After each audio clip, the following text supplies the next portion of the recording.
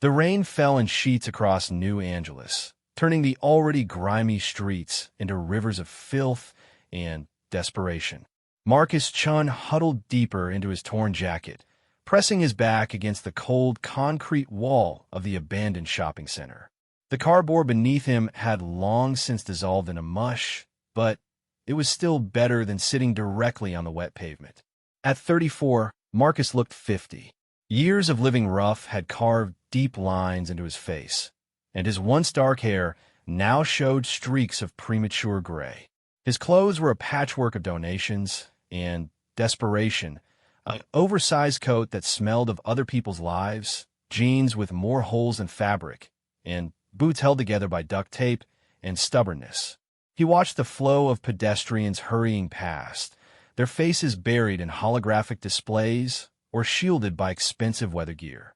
To them, he was invisible, just another piece of urban decay to be stepped around and forgotten. Marcus had learned not to take it personally. Invisibility had its advantages when you were trying to survive on the streets. The sound of heavy footsteps made him look up. 3 figures in sleek, form-fitting suits were approaching. Their movements were too coordinated, too purposeful to be casual pedestrians. Marcus's street instincts kicked in immediately. Security forces, corporate enforcers, or worse, he learned to recognize the signs. But these weren't ordinary security personnel. Their suits seemed to shimmer with an otherworldly quality, and their faces held an alien stillness that made Marcus's skin crawl. As they drew closer, he could see that their eyes reflected light in a way that human eyes shouldn't. The lead figure raised something that looked like a modified tablet, pointing it in Marcus's direction. A soft blue light emanated from the device, washing over him like cool water. For a moment, Marcus felt an odd, tingling sensation, as if every cell in his body was being gently probed. The device emitted a series of rapid beeps, then began flashing with urgent red light. The 3 figures froze, their alien composure cracking for the first time. They exchanged glances that seemed to communicate volumes without words. "Impossible," the leader whispered, though his voice carried strange harmonics that suggested his vocal cords weren't entirely human. "The readings must be corrupted." "Run the scan again," ordered the second figure, a tall female with silver hair that moved like liquid metal. "Triple verification protocols." Marcus scrambled to his feet, every instinct screaming at him to run. But his legs, weakened by malnutrition and cold, barely supported his weight. He managed only a few stumbling steps before the blue light engulfed him again. This time, the device's response was even more dramatic. It began emitting a high-pitched whine that seemed to resonate in Marcus's bones. The red lights pulsed faster, and holographic displays erupted from its surface, showing complex genetic sequences and data streams that meant nothing to him. "Confirmed," the third figure announced, his voice tight with something that might have been reverence or fear. "The genome is authentic. Bloodline purity of 97.4%. Neural markers indicate full compatibility with the Crown protocols." The leader slowly lowered the scanner, his inhuman eyes fixed on Marcus with an intensity that made him want to crawl back into his cardboard shelter. "After 1,000 years," he said softly, "the heir lives." "I don't know what kind of game you're playing," Marcus said, surprised by how steady his voice sounded. "But I don't have any money, and I don't want any trouble." The female figure stepped forward, and Marcus noticed that her feet didn't quite touch the ground. She hovered a fraction of an inch above the wet pavement. "Marcus Chun," she said, and hearing his name from her lips sent chills down his spine. "Born December 15th, 2387. Parents, David Chun and Sarah Morrison. Both deceased in the atmospheric processing accident when you were 16. Marcus's blood turned to ice. He'd never told anyone his full history, had spent years trying to forget those details himself. "How do you know that?" "We know many things," the leader said. "We know you've been living on these streets for 3 years. We know you lost your construction job when the automation protocols were updated. We know you've never married, never had children, and have no living relatives that you're aware of. What we didn't know, the female continued, was that you carry within your cells the genetic heritage of the Terran Imperial dynasty. You, Marcus Chun, are the rightful heir to the galactic throne. Marcus stared at them for a long moment, then began to laugh.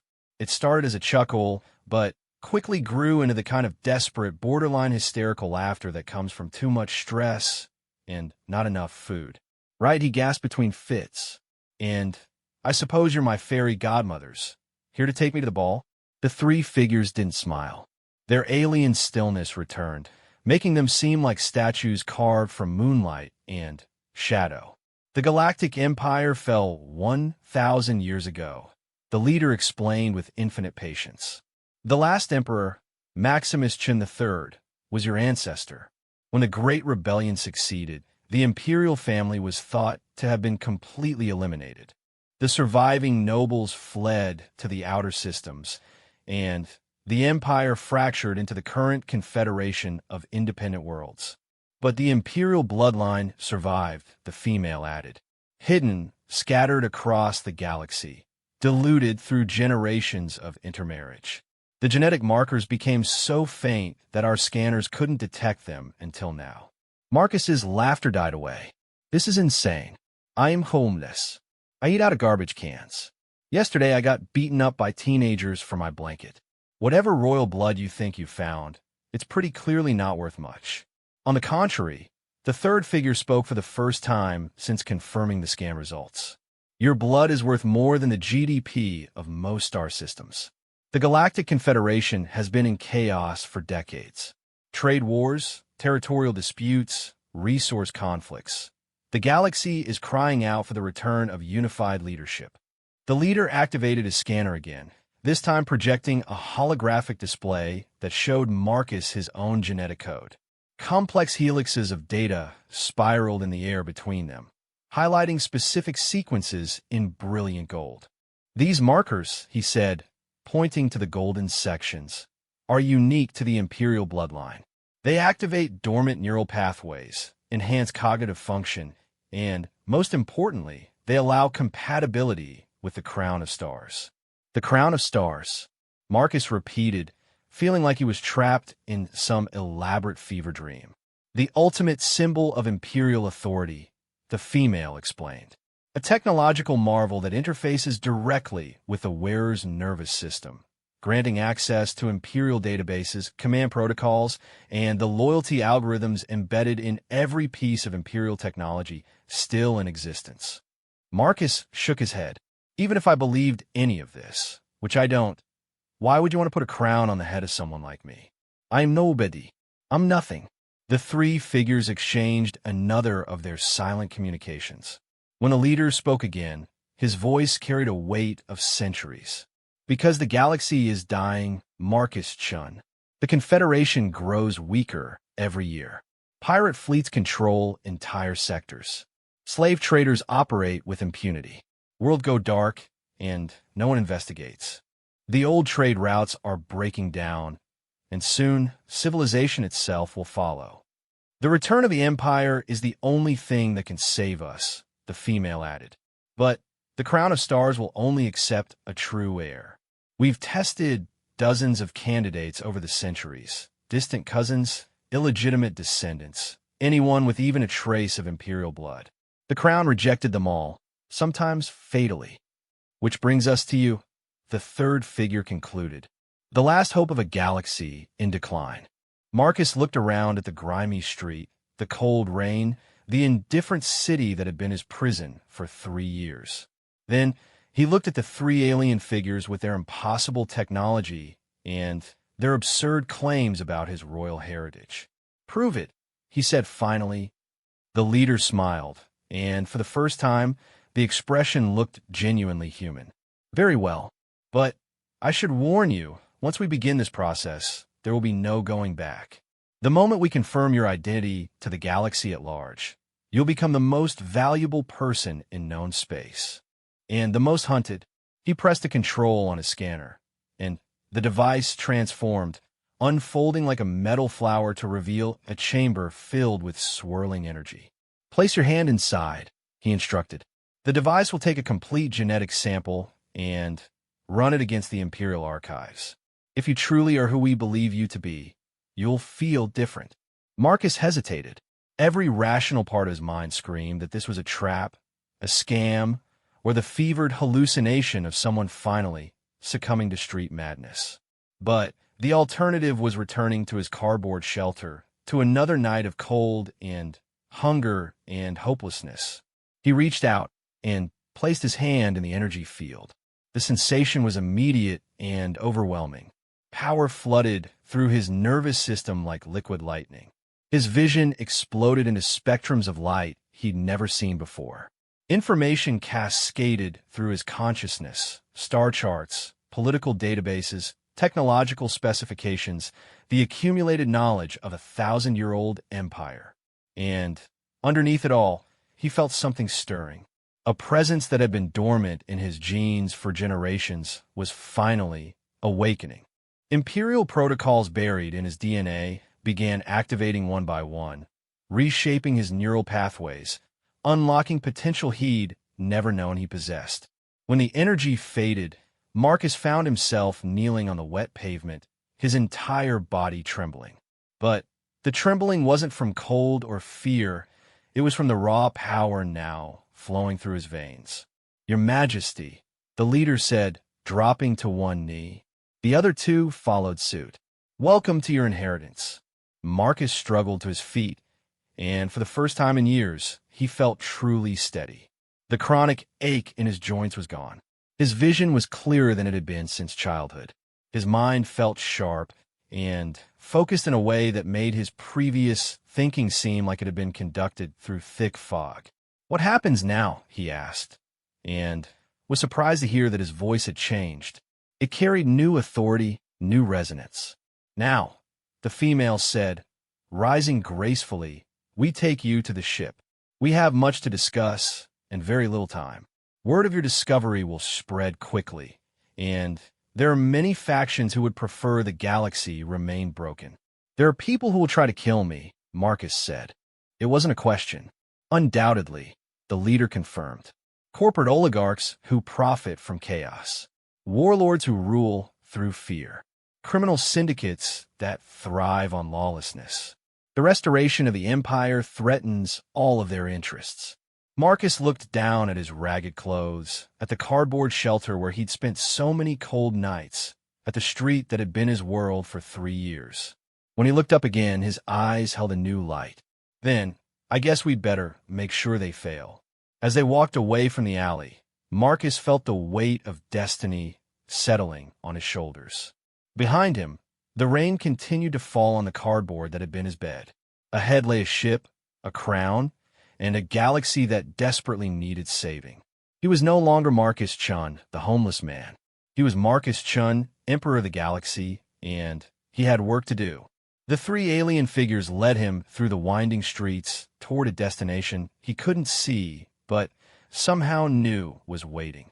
With each step, more of his imperial heritage awakened. Memories that weren't his own began flickering at the edges of his consciousness. The last Emperor's final stand, the locations of hidden imperial caches, the names and faces of those who had remained loyal through 1,000 years of exile. By the time they reached the concealed transport that would take him to orbit, Marcus had already begun planning the restoration of order to a galaxy that had forgotten what true leadership looked like. The rain stopped falling as they departed Earth's surface. Above them, the stars waited. The ship that carried Marcus away from Earth was unlike anything he had ever imagined. From the outside, it appeared to be a standard cargo hauler, the kind that docked at orbital stations every day without drawing attention. But once the airlock sealed behind them, the illusion fell away. The interior was a masterpiece of Imperial engineering. Corridors lined with bioluminescent panels pulsed with gentle light that seemed to respond to Marcus's presence. The walls themselves appeared to be alive, their surfaces rippling with patterns that suggested vast intelligence at work behind the scenes. "This ship has been waiting for you for 300 years, explained Zura, the silver-haired female who had introduced herself as chief navigator of the Imperial Remnant. "The ethereal dawn was commissioned by your ancestors' most loyal supporters. designed specifically to seek out and serve the rightful heir when the time came. Marcus ran his hand along one of the living walls, and, to his amazement, it responded with a warm pulse of recognition. Information flowed into his mind: ship specifications, crew manifests, armament details. The knowledge came not as overwhelming data dumps, but as intuitive understanding, as if he had always known these things. "How many of you are there?" Marcus asked as they walked through corridors that seemed to stretch much farther than the ship's exterior dimensions should have allowed. "The loyal remnant numbers perhaps 50,000 souls scattered across the galaxy," replied Thane, the mission leader whose true name was apparently Lord Commander Aldrich Thane of the 3rd Imperial Fleet. "We are the descendants of those who refused to abandon hope. Scientists, soldiers, engineers, diplomats, all waiting for this moment." The third figure, who had introduced himself as Dr. Keth Voss, specialist in Imperial genetics and Crown protocols, gestured toward a massive viewport that dominated one wall of the corridor. Beyond the transparent aluminum, the curve of Earth fell away below them, blue and white and achingly beautiful. "But we are not alone in our knowledge of your existence," Dr. Voss said, his voice carrying an ominous undertone. "Our sensors detected at least 3 other scanning arrays targeting you simultaneously. The corporate Senate will have the data within hours, if they don't already possess it." Marcus felt a chill that had nothing to do with the ship's climate control. "Who's the corporate Senate?" Zara activated a holographic display with a gesture, filling the air with a 3-dimensional political map of known space. Dozens of star systems glowed in different colors, representing various factions and alliances. "When the Empire fell," she explained, "the galaxy fractured into hundreds of competing interests. Over the centuries, the strongest of these consolidated into 5 major powers." Different sections of the map highlighted as she spoke. "The corporate Senate controls the industrial core worlds. The Free Traders Alliance dominates shipping and commerce. The Outer Rim Coalition governs the frontier territories. The technocracy holds sway over the research worlds. And the criminal syndicate operates in the shadows of them all. All of them profit from the current chaos," Thane added grimly. "A restored empire would threaten their very existence." Marcus studied the map and again felt knowledge flowing into his consciousness. Not specific memories, but something deeper, an understanding of galactic politics that seemed to come from his very DNA. He could see the weak points in each faction's power base, the trade routes that kept them alive, the delicate balance of fear and greed that held the entire structure together. "Show me the crown," he said suddenly. The 3 exchanged glances. "Your Majesty," Dr. Voss said carefully, "perhaps it would be wise to prepare you more thoroughly before. Show me the crown," Marcus repeated, and this time his voice carried an authority that made all 3 of them straighten unconsciously. Without further protest, they led him deeper into the ship. They passed through chambers filled with stasis pods containing sleeping figures. Imperial loyalists, Thane explained, preserved until their emperor's return. They walked through armories lined with weapons that hummed with barely contained energy and laboratories where impossible technologies were being refined and tested. Finally, they reached the heart of the ship. The chamber was circular, its walls lined with monitors displaying real-time data from across the galaxy. But Marcus's attention was immediately drawn to the center of the room, where a pedestal of black crystal supported a floating sphere of pure light. As they approached, the sphere began to change, taking on definition and substance. What emerged was both breathtakingly beautiful and terrifyingly alien. The crown of stars was not a simple circlet of precious metal. It was a living constellation, a network of crystalline structures that seemed to contain actual stars within their depths. "It was created by the first emperor," Dr. Voss explained, his voice hushed with reverence. "The technology is beyond our current understanding. We know it interfaces directly with the wearer's nervous system, providing access to the Imperial Command Network. But its true capabilities remain largely theoretical." Marcus stepped closer, and the crown responded to his presence. The stars within its structure began to pulse in rhythm with his heartbeat. Waves of energy rippled across its surface, and the air around it shimmered with potential. Previous candidates who attempted to wear the crown without proper genetic markers died instantly, Thane warned. The neural feedback was too much for their brains to process. Even those with some imperial blood suffered permanent damage. But you believe I'm different, Marcus said. We know you are, Zara confirmed. Your genetic compatibility is higher than any imperial heir in recorded history.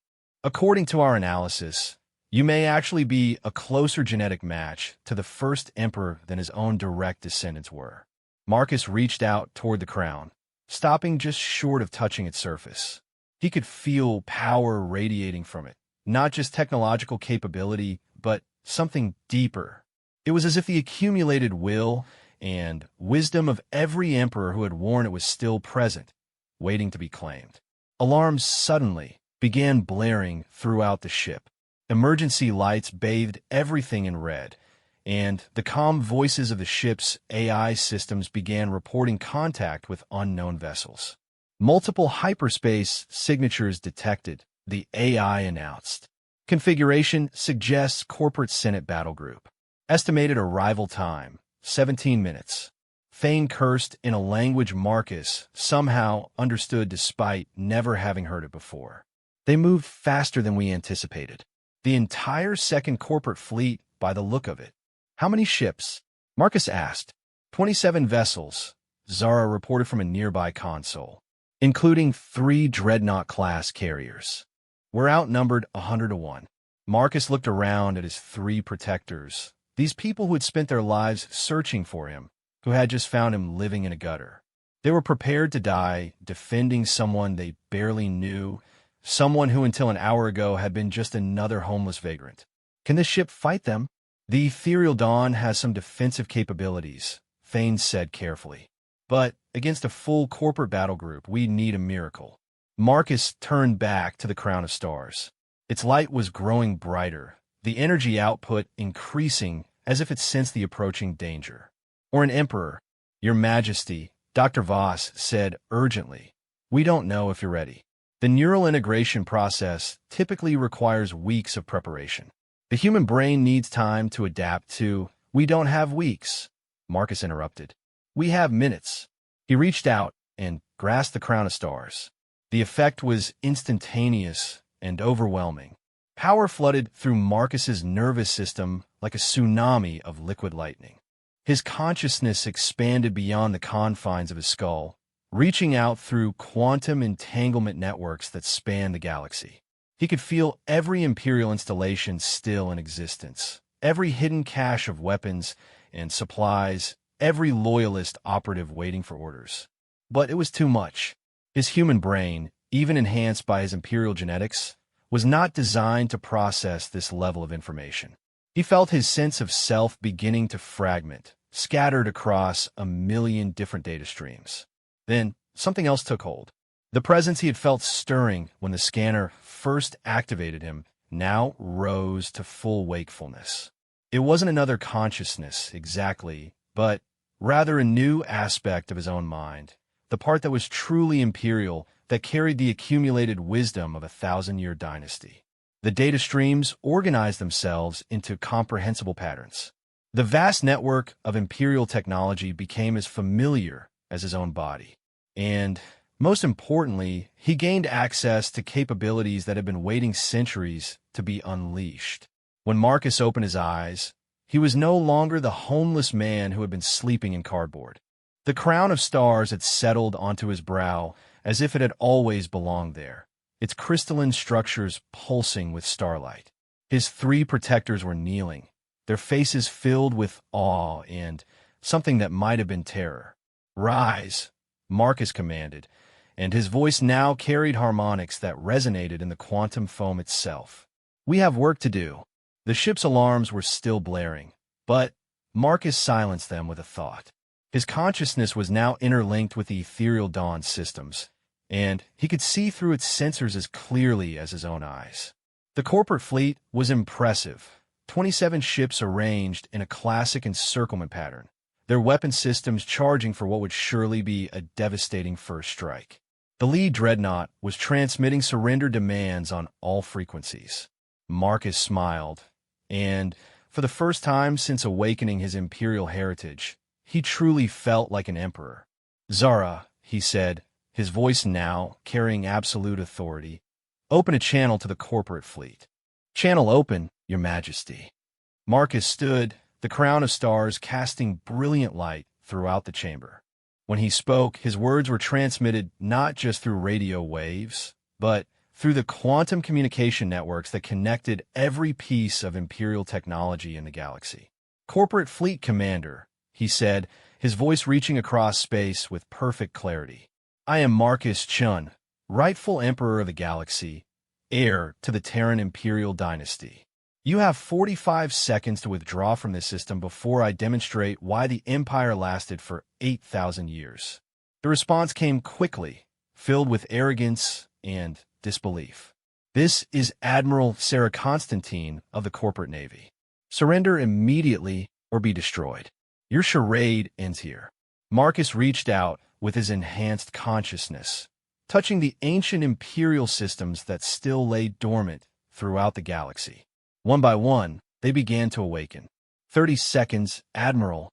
On Kepler Station, 3 sectors away, automated defense platforms that had been offline for centuries suddenly came to life, their weapons charging with ominous energy. In the Vega system, a corporate mining operation found their equipment mysteriously malfunctioning as Imperial override codes activated. On a dozen worlds, hidden weapons caches began powering up, their guardian systems recognizing the return of legitimate authority. 15 seconds. Admiral Constantine's voice, when it came again, carried considerably less arrogance. "What are you doing to our systems?" Marcus reached deeper into the Imperial network, accessing capabilities that even he hadn't known existed. Across the galaxy, sleeper agents who had been waiting for centuries began receiving activation codes. Ships that had been disguised as ordinary freighters suddenly revealed hidden weapons. And in the deepest vaults of the old Imperial worlds, things that had been sleeping since the fall of the Empire began to stir. "Time's up, Admiral." The corporate fleet opened fire, their weapons lighting up space with destructive energy. But the beams and missiles never reached their target. The ethereal dawn was surrounded by a defensive field that Marcus had activated through the crown, a barrier that had been theoretical until this moment but was now very real indeed. More importantly, the corporate ships suddenly found themselves unable to target anything. Their guidance systems were being overridden by Imperial protocols that had been embedded in the manufacturing process centuries ago. Every piece of technology in the corporate arsenal had Imperial code buried in its base programming, and now that code was answering to its rightful master. "This is impossible," Admiral Constantine transmitted, and Marcus could hear the panic in her voice. "No, Admiral," Marcus replied as he began taking active control of the corporate ship systems. "This is inevitable. The Empire never truly fell. It simply waited for the right moment to return." One by one, the corporate vessels found their weapons turning offline, their engines shutting down, their life support systems switching to minimal power. In the space of minutes, the most powerful fleet in corporate space had been reduced to helpless scrap metal floating in the void. Marcus opened a final channel to the now defenseless fleet. "Admiral Constantine, you and your crew will be returned safely to corporate space with a message. Tell your Senate that the galaxy has an emperor again. Tell them that the age of chaos is ending. And tell them that those who submit to legitimate authority will be treated with mercy, while those who resist will discover why the Empire was never truly conquered, only sleeping." As the corporate ships limped away under minimal power, Marcus turned to face his 3 protectors. They were still kneeling, their faces filled with awe and not a little fear at the power they had just witnessed. "Rise," he said again, his voice now carrying warmth along with its authority. "We're going home." "Home, Your Majesty?" Zara asked. Marcus gestured toward the viewport, where the stars waited like scattered diamonds against the black. The Imperial Palace on Coronet Prime. It's time to reclaim our birthright and restore order to the galaxy. As the ethereal dawn turned toward the hyperspace jump point that would take them to the heart of what had once been the greatest empire in galactic history, Marcus felt the weight of destiny settling more firmly on his shoulders. The crown of stars pulsed with power, connecting him to loyal agents and hidden resources across thousands of star systems. The galaxy had been without an emperor for 1,000 years. Marcus Chun intended to make sure it never had to wait so long again. The hyperspace journey to Coronet Prime took 18 hours, but for Marcus, time had become a fluid concept. Connected to the crown of stars, his consciousness flowed through the Imperial network like water through ancient channels. He experienced the galaxy not as a physical space to be traversed, but as a living entity whose pulse he could feel in his very bones. Through quantum-entangled communication nodes, he received reports from across known space. The corporate Senate had declared him a terrorist and placed a bounty on his head worth more than the gross domestic product of most star systems. The Free Traders Alliance was mobilizing their merchant marine into impromptu battle groups. The Outer Rim Coalition had sealed their borders and declared martial law. The technocracy was frantically analyzing the recorded footage of his confrontation with the corporate fleet, trying to understand how he had achieved the impossible. But it was the fifth major power that concerned him most. The criminal syndicate had gone completely silent, and in Marcus's experience, silence from criminals meant they were planning something particularly unpleasant. "Your Majesty," Dr. Voss said, approaching the command throne that had emerged from the floor of the ship's bridge when Marcus first donned the crown. "We're receiving a transmission from Coronet Prime. It appears that we're not the only ones who anticipated your arrival." Marcus opened his eyes, the stars of the crown casting dancing light across the bridge. Through the ship's sensors, he could see their destination growing larger ahead. Coronet Prime had once been the jewel of the Empire, a world whose cities had housed billions of beings from across the galaxy. Now it was supposedly a dead world, abandoned after the Great Rebellion, its cities left to crumble in silence. But the sensors told a different story. There were power signatures scattered across the planet's surface, not the random decay patterns of abandoned technology, but the organized emissions of active installations. Someone had been maintaining the Imperial infrastructure for the past 1,000 years. "Display the transmission," Marcus commanded. The air above the bridge shimmered, and suddenly they were looking at a figure that made even Marcus's enhanced heart skip a beat. She appeared to be human, but her age was impossible to determine. Her face carried the wisdom of centuries, yet her body showed no signs of decay. She wore robes that seemed to be cut from starlight itself, and her eyes held depths that suggested she had seen the birth and death of civilizations. "Welcome home, Your Imperial Majesty," she said, her voice carrying harmonics that resonated in dimensions beyond the merely physical. "I am Keeper Lena Vex, guardian of the Imperial mysteries and protector of the sacred flame. We have been expecting you." "We?" Marcus asked, though part of him already knew the answer. "The Watchers," Lena replied. "Those who remained when all others fled. We are the keepers of the deep secrets, the guardians of the technologies too dangerous for the galaxy to discover unguided. For 1,000 years, we have maintained the Imperial Palace in readiness for your return." Thane leaned forward, his expression troubled. "Your Majesty, our historical records make no mention of any Watchers remaining on Coronet Prime after the fall." Lyena's smile carried ancient sadness. "That is because we erased ourselves from those records, Lord Commander. The knowledge we protect is not meant for the unprepared. Even the most loyal Imperial servants had to be kept ignorant of our existence, lest that knowledge fall into the wrong hands during the dark years." Marcus felt the crown of stars responding to Lyena's presence, its crystalline structures pulsing with increased energy.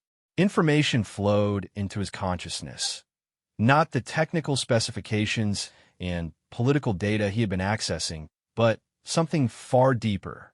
Memories that weren't his own, knowledge that had been locked away in the deepest vaults of imperial history. "You're one of the architects," he said, understanding flooding through him.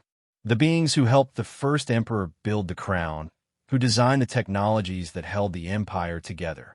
"I'm what remains of them," Lionel confirmed.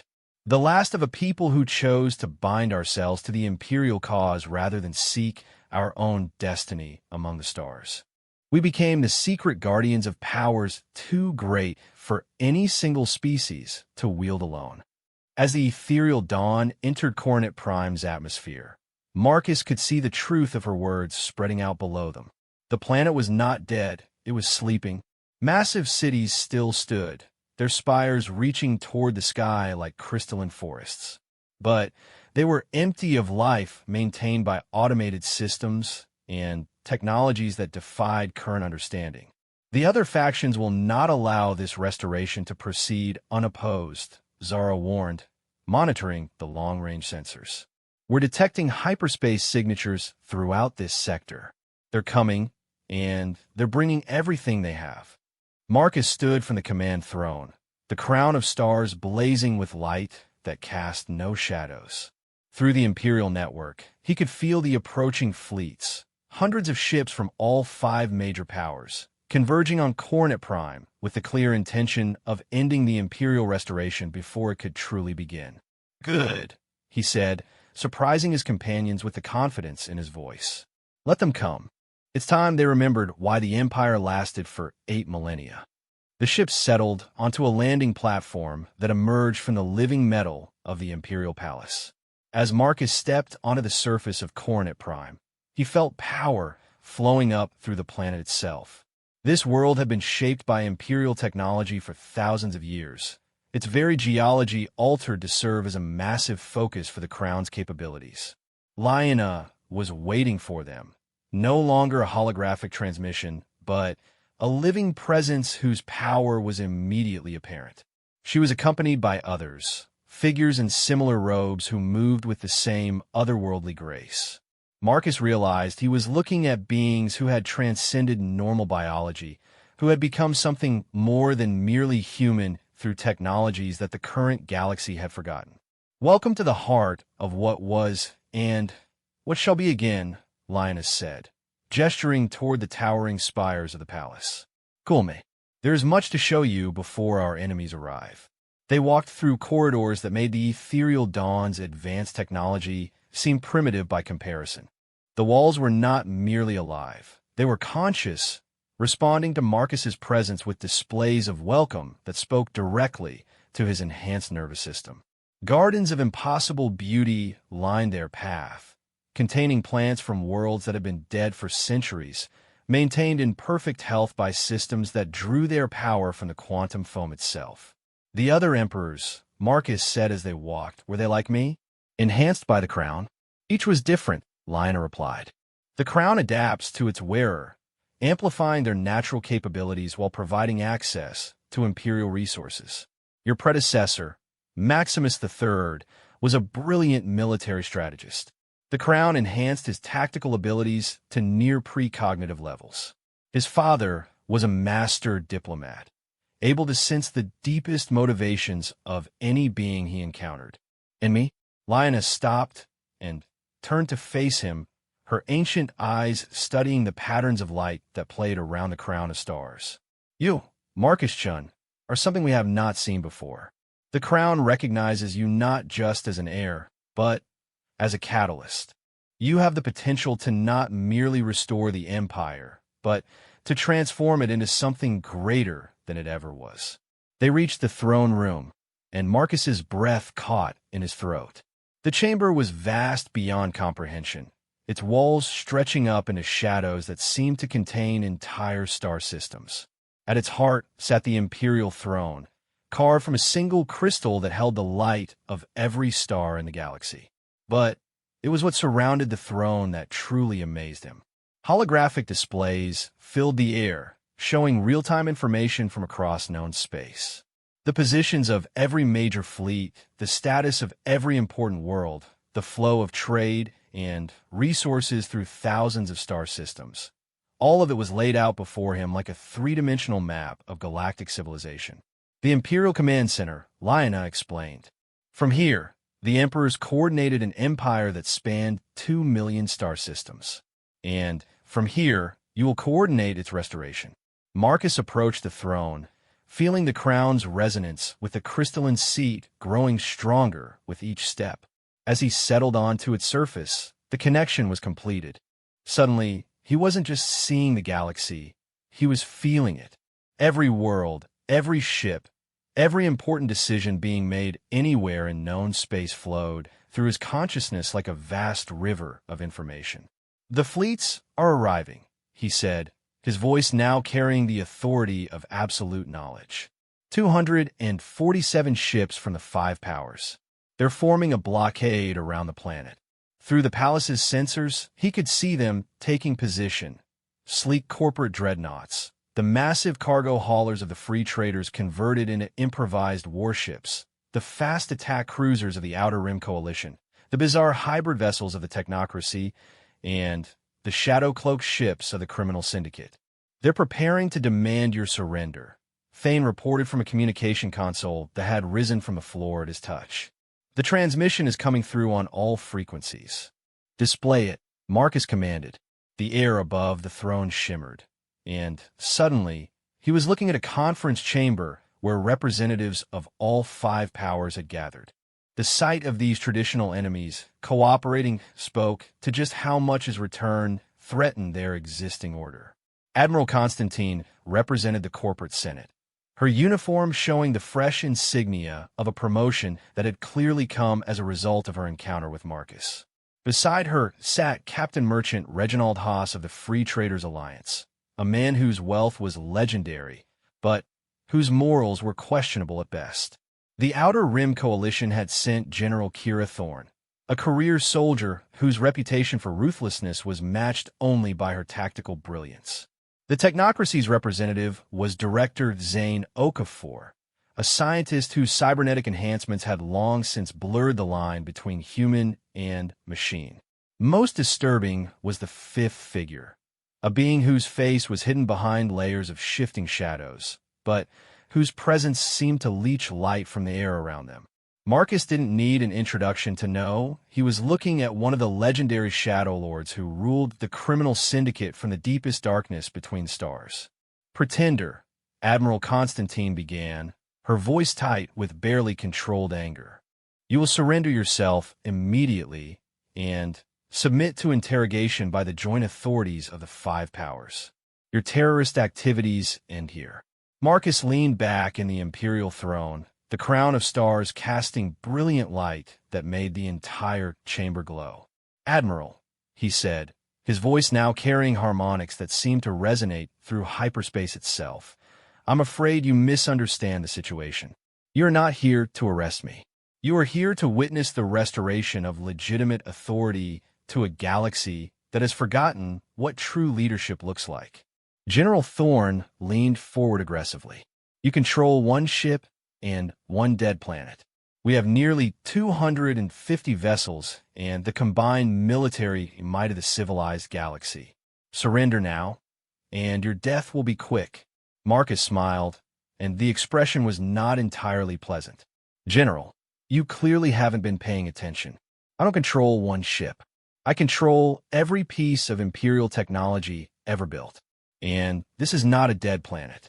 This is the command center of an empire that spans the galaxy, maintained for 1,000 years by guardians you never knew existed. He stood from the throne, his consciousness flowing through the quantum networks that connected Coronet Prime to hidden installations throughout known space. Let me show you what you're really facing. Across the galaxy, things began to happen simultaneously. Corporate mining stations found their equipment shutting down as Imperial override codes activated. Free trader vessels discovered their navigation systems locked onto courses that would take them to specific rendezvous points.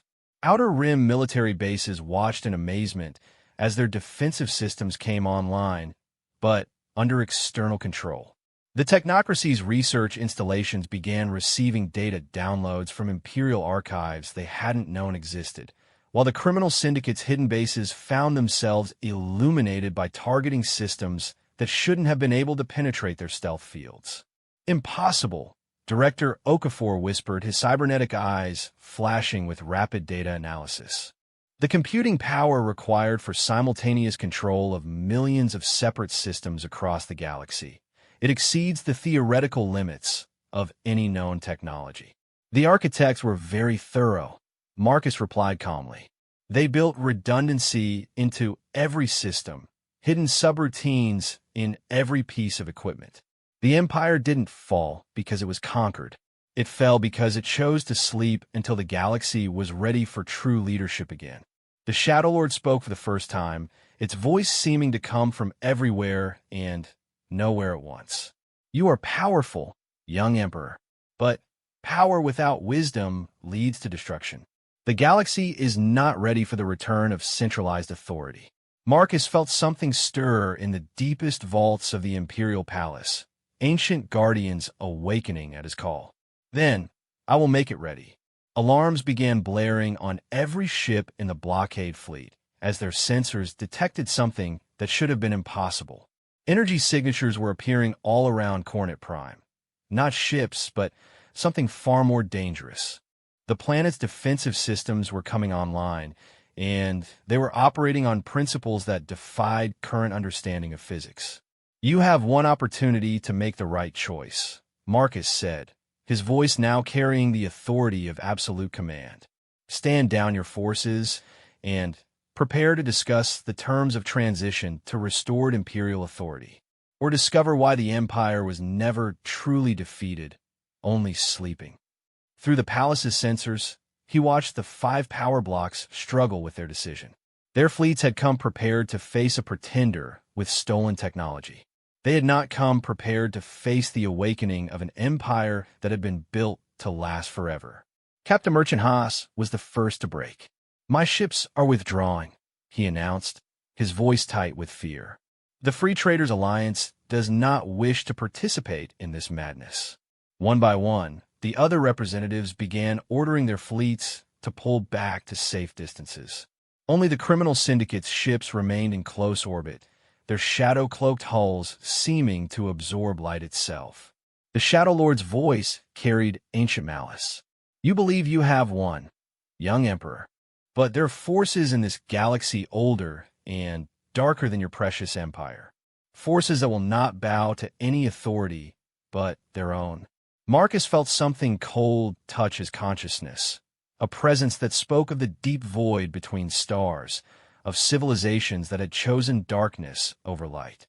The criminal syndicate was not merely a collection of pirates and smugglers. They were something far more dangerous, the remnants of a power that predated even the Empire.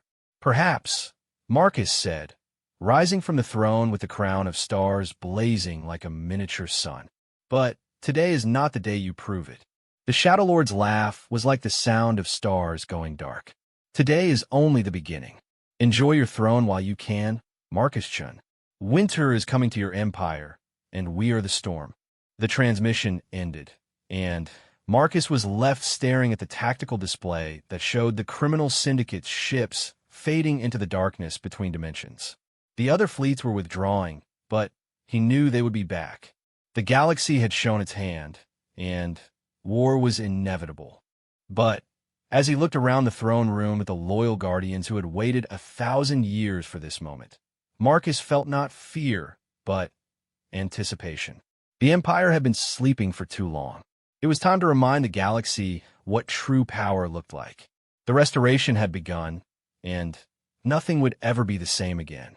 6 months after the confrontation at Coronet Prime, the galaxy had become a very different place.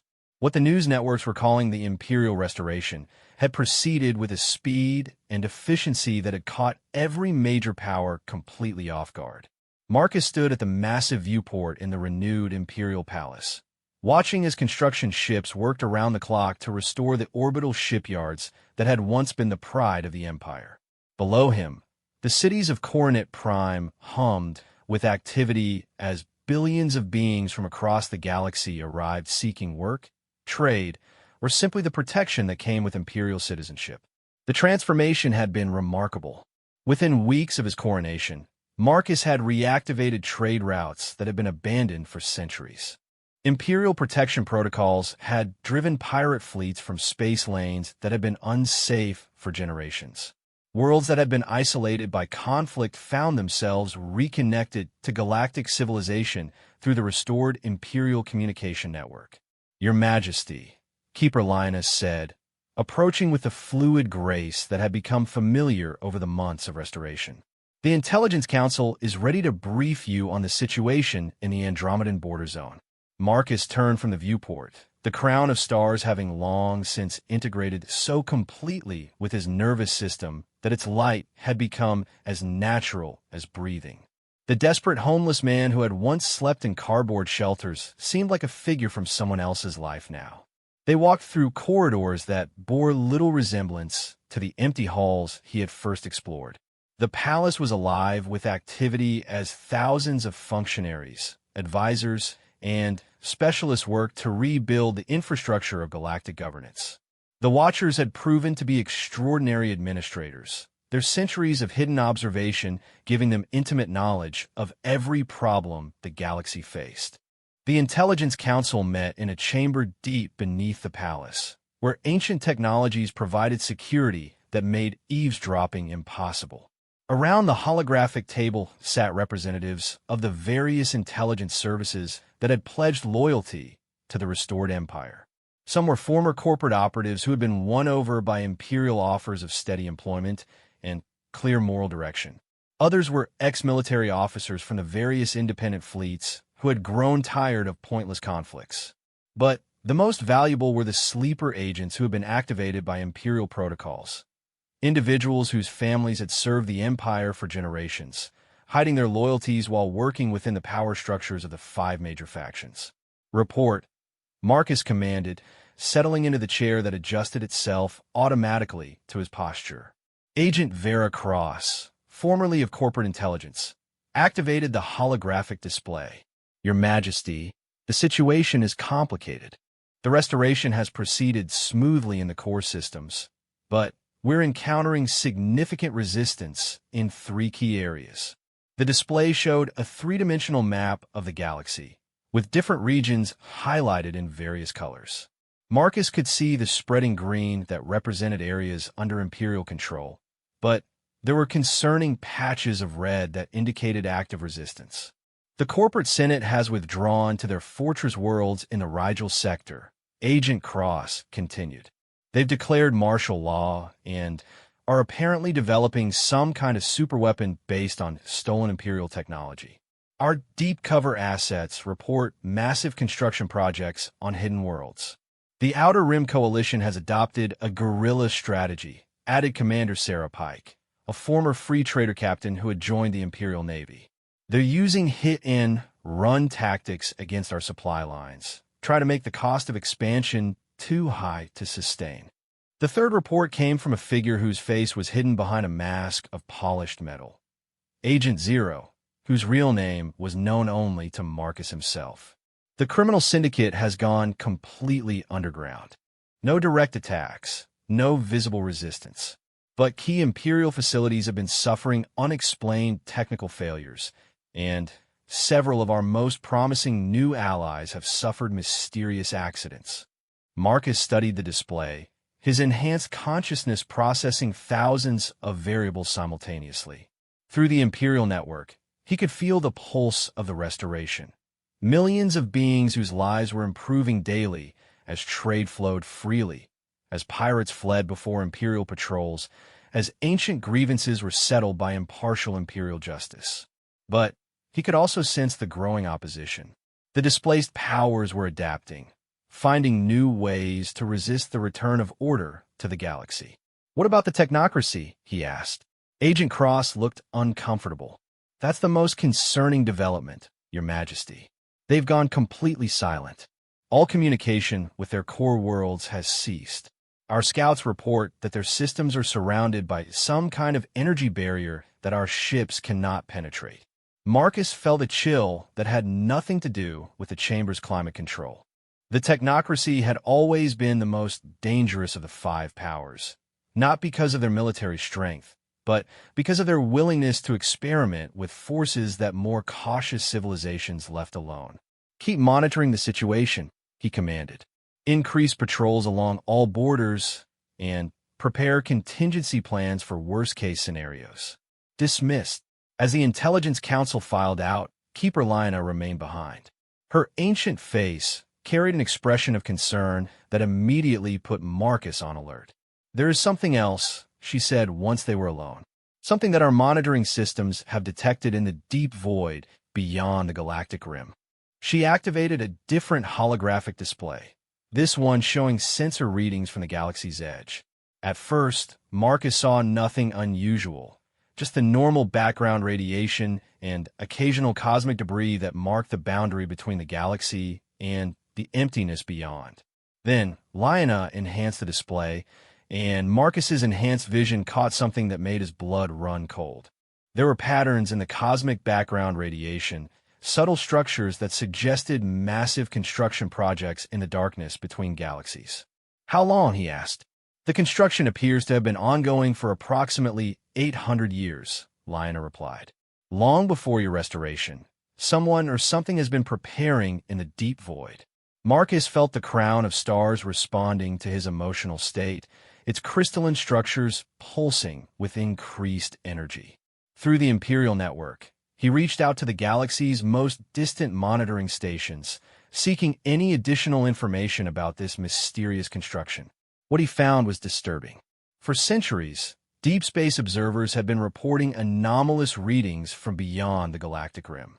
Missing exploration ships, strange energy signatures, even reports of entire star systems that had simply vanished from long-range sensors. All of it had been dismissed as sensor malfunctions or natural phenomena. "The Shadow Lords," Marcus said, understanding flooding through him. "They're not just criminals hiding in the shadows between stars. They're building something out there." "That would be my assessment," Lina confirmed. "The question is, what are they building, and when do they plan to use it?" Before Marcus could respond, alarms began blaring throughout the palace. Emergency lights bathed everything in red, and the voice of the central AI filled the chamber. "Alert! Massive hyperspace disturbance detected in the Vega system. Multiple unidentified vessels emerging from hyperspace. Configuration suggests hostile intent."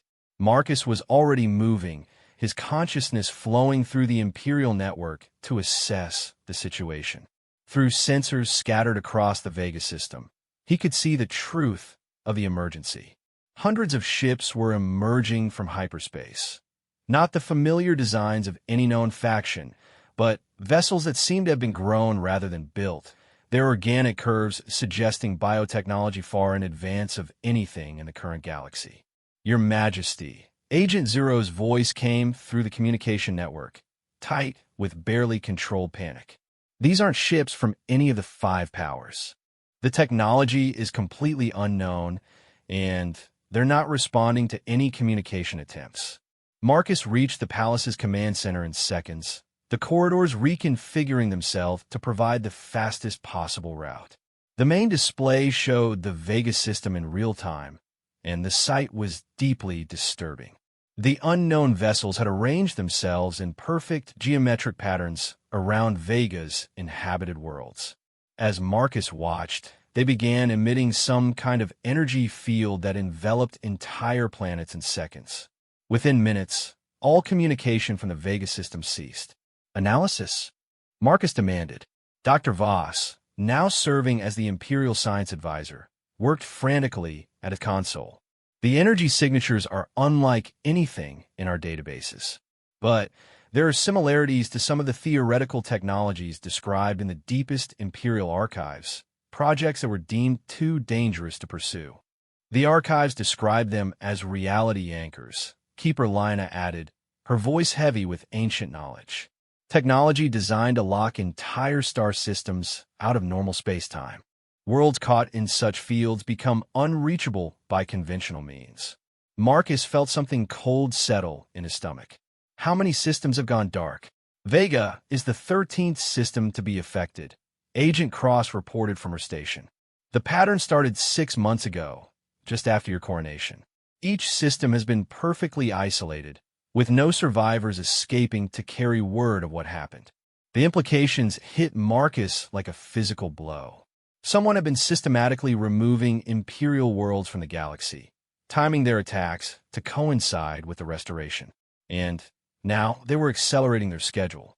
"This isn't random," he said, studying the tactical display. "These systems were chosen specifically. Vega was one of our most productive manufacturing centers. Altair housed our largest research facility. Procyon was a major fleet base. They're crippling our infrastructure," Commander Pike realized. "Removing our most valuable assets while making it impossible for us to investigate or retaliate." Marcus reached deeper into the Imperial network, accessing capabilities that even the Watchers had thought were theoretical. In the deepest vaults of Coronet Prime, ancient weapons began powering up, technologies that had been built during the Empire's greatest conflicts, weapons that could reach across galactic distances. "If they want to play games with reality anchors," he said, "the crown of stars blazing with light that cast no shadows, then it's time they learned what the Empire built to fight entities that existed outside normal space-time." The display above them shifted, showing new energy readings as dormant systems throughout the galaxy began activating. On worlds that had been Imperial strongholds for millennia, weapons platforms that had slept for centuries started emerging from their hidden bunkers. "Your Majesty," Dr. Voss said, his voice filled with awe and terror, "the power readings from these systems, if you activate them simultaneously, the energy release could be detected from other galaxies." Marcus stood in the center of the command chamber, feeling the weight of an empire on his shoulders. In the months since his coronation, he had restored peace to most of the galaxy. Trade flowed freely, conflict had ended, and billions of beings were living better lives than they had known for generations. But now an enemy had revealed itself, an enemy that operated from beyond the galaxy itself, that had been planning for centuries, that possessed technology capable of erasing entire star systems from reality. "Send a message to all Imperial forces," Marcus commanded, his voice carrying the authority of absolute determination. "Full mobilization. Recall all fleets to defensive positions around core worlds. And prepare the deep strike arsenal for immediate deployment." "Your Majesty," Keeper Lina said carefully, "the deep strike arsenal hasn't been tested in over 3,000 years. The technologies involved are barely understood even by us." Marcus turned to face her, the crown of stars pulsing with energy that made the air itself seem to crackle with potential. "Then it's a good thing I have access to the memories of every emperor who came before me. They faced threats like this before, and they found ways to win." Through the Imperial network, he could feel the galaxy responding to his call.